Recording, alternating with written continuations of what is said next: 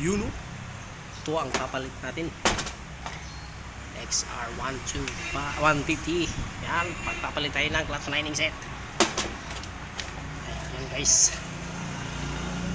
Sa nakikita niyo mga kamoto, itong ang balancer natin mga kamoto. Yung balancer. Yan yung mga gearings.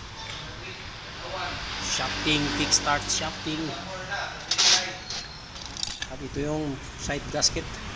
Papalitan natin itong mga kamoto na panibagong gasket. Ito yung gasket natin.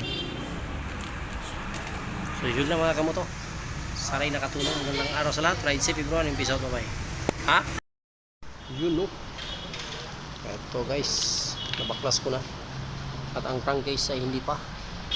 So mamaya babaklasin natin yan. Papalitan natin ng bagong clutch lining set. Ayan, genuine parts po yan mga kamoto. At papalitan din natin ng air filter. Ayan, napakaganda ng ating bagong air filter guys. Honda genuine parts. At magpapalit din tayo ng spark plug. So ito yung bago mga kamoto.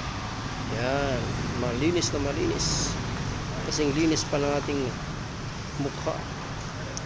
Ito ay carbon na ito. So hindi na nating palitan to para malakas ang kanyang kuryente.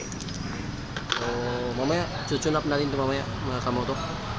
So tap dead center muna natin. So tips para sa lahat, ugaliin nating palamigin ang ating engine bago natin i-adjust ang ating valve clearance.